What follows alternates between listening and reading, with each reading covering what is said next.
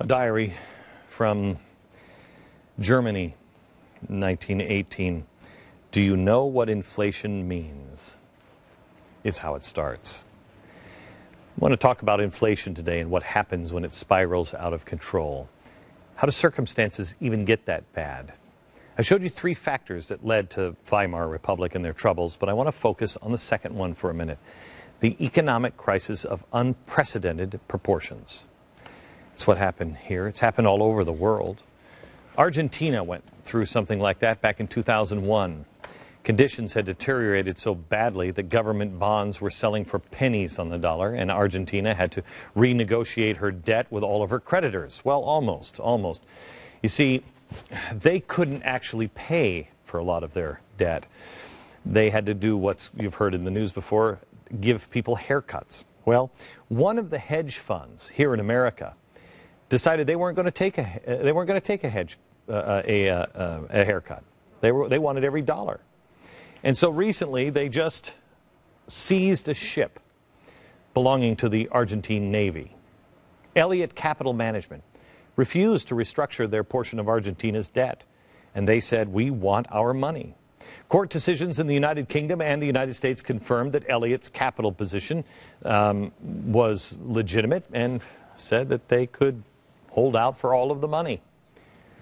The ship, ironically named Libertad, was then seized by the capital management company. They just took that ship. It belongs to Argentina, but it pulled into Ghana, and it was docked in Ghana in October. And when it pulled in, they brought the court papers to Ghana and said, "It's mine. We want it. They owe us money. We want this." And they took it.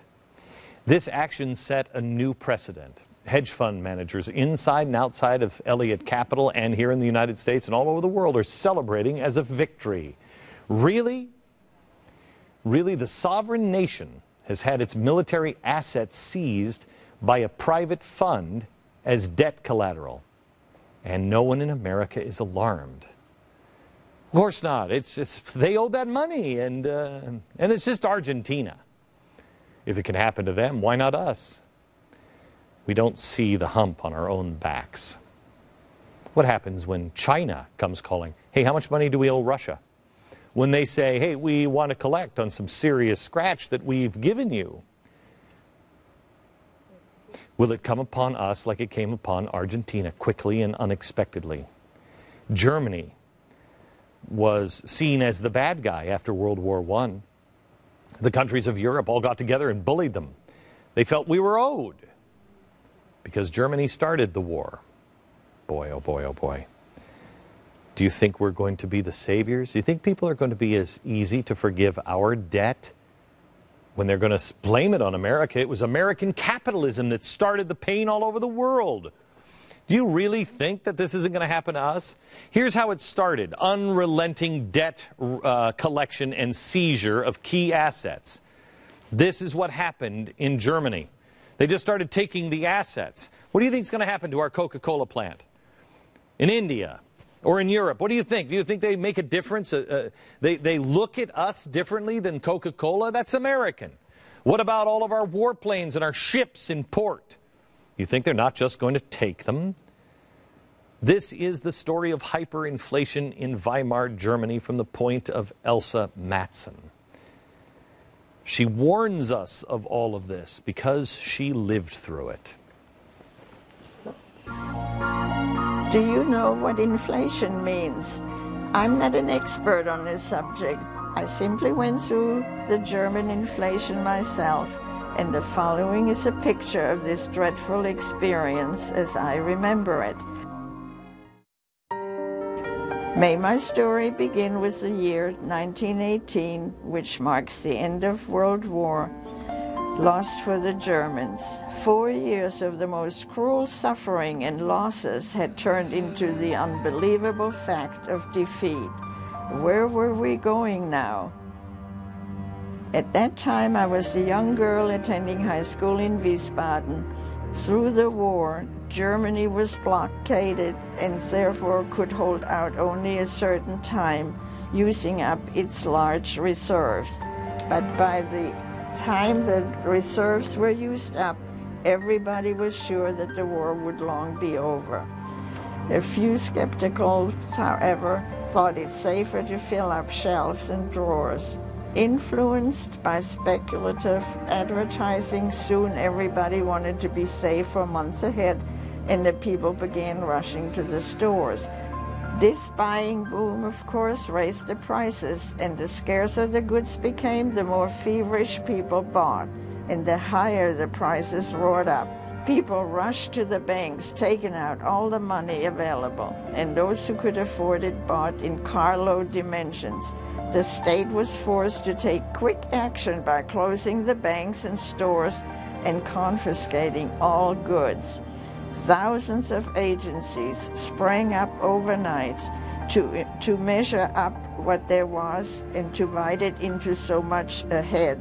The state gave out cards, monthly or weekly, the amounts of one's share varying with the state's researches. Lots of trouble ensued with the farmers who were to sell their products only to the government. They also were not to feed their animals with food suitable for men. Thus the months went by and one's food rations became lower and lower. Does any of this sound unreasonable? Those bleak conditions immediately following World War I. These scenes are all from the Weimar Republic. Germany was not self-sufficient. It had built reserves. It believed it would carry it through the war. However, as the soldiers returned home, supplies began to dwindle. People began to hoard. Instead of being cautious and building up slowly over time, they panicked and they hoarded. And that caused things to get much worse. And so, the government stepped in. A harsh and excessive payment schedule imposed by the Treaty of Versailles, which, by the way, was imposed by Woodrow Wilson. And the German government was pushed into extreme measures. They began printing money, backed by nothing. They got off the gold standard. They had to make reparation payments to other countries. The powers of the world demanded it. Every mark that was printed made the ones printed before worth less and less. The more money they printed, the more devastating the effects on the economy. Watch. Gradually there was a better supply, but now the trouble was that the prices remained at a level way beyond the reach of the average person. Yet here the prices kept on going up, the wages always limping far behind, and people stood gazing before the store windows, seeing things they bitterly needed, yet never could afford to buy. Suddenly a new word sprang up. Everybody talked about it to find out what it meant. It was the word inflation. We were right in it. When did it begin? When and how would it end? Was inflation the expression for continued racketeering? Prices jumped up faster and higher than ever before, from week to week, from day to day, and finally from hour to hour. Saving meant certain loss and losing out. Therefore, the only certain things to do was to spend to the bottom all one yet was able to earn. People bought what they could get hold of, things they needed and things they did not know what to do with, just to spend, and spend quickly the little they had, because maybe tomorrow they could buy only a fraction for what they could pay for right now. Credits, of course, were also long a thing of the past. With salary in the pocket, the next thing to do was to rush to the stores and dispose of every penny. But the tragedy with wage earners was that their salaries were fixed at the beginning of the month or week and paid out at the end of the month or week, never taken into consideration a devaluation of money in between. The money earned bought less and less each week. Can you visualize what this meant to those who had lived from their bank accounts? When I started working, I earned a few hundred marks a month, then thousands of marks a week, hundreds of thousands. After that, I rose into the rank of the multimillionaire, receiving tens of millions, hundreds of millions, dividing them finally into a loaf of bread, maybe some cheap bologna or Limburger cheese. Finally, I received billions. But at the end of the last week, when I received hundreds of billions, I could buy just about one roll and had left not even enough to buy the cheapest post stamp. This was the climax of the inflation. This is a diary of warning to all the people of the world. She says, can you imagine? No, most people can't. People were actually receiving their pay like this. They would bring wheelbarrows. At one point, people were getting paid hourly, and then they would have to go out and spend the money. If you ordered a cup of coffee, you would pay for it at that time. You wouldn't sit and drink coffee, because the price of that coffee would be more when you walked out than when you ordered the coffee. It was actually cheaper to take your money, and some people would do it by the shovelful, and burn it. People would put it in big barrels and set it on fire. It was a lot easier to warm yourself by the fire of burning money than it was to actually spend it. You couldn't spend it. It was worthless. It was worth less than the paper it was printed on. The kids, they could no longer afford any kind of toys. So you better put that out. I wouldn't put it out with water. Oh boy. Oh boy. Now we're see this. We can't do this in New York. We got to do this in Texas, where we can set things on fire. The kids actually couldn't afford toys. And so really the kids would play with cash.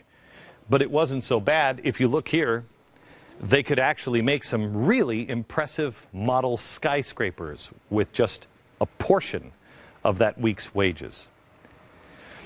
You've heard of the phrase, the bubble's about to burst. Well, let me demonstrate. This is what is happening to us right now, and nobody's really paying much attention. The bubble is about to burst. And what it means is we print money. And this is normally how we print money. Ben Bernanke is printing money. When he got in, we just print a little bit. But when that wasn't enough, he decided to print more money. And when this isn't enough, when you can't print that much, and that won't pay for your debt, then you have to print more money. More money, more money, more money, until you're just covered in money. Our printing presses are becoming bubble machines, and the bubbles will eventually come down and burst. But Germany, Zimbabwe, the United States, we're just printing money. But it will burst. All business activity in Germany ceased. Banks that went on what Elsa called indefinite holiday, where everything was shut down, you just lost your money. Even farms couldn't pay the field hands to harvest their crops anymore, as they were dying in the fields and on the vine. Eventually, a portion of the crops themselves were traded as a payment to those who would harvest them. A barter system began to emerge, but by then circumstances were so ripe to create intense gratitude and devotion in the German people for anybody who was charismatic enough that could guide them out of the catastrophe of hyperinflation. See, that's the real problem. After the currency and the bubbles burst, you need somebody to lead you out. And boy, will someone be willing to show you a new way of shared sacrifice and show you the people who are responsible for creating all of these bubbles, whether they were or not. Back in a minute.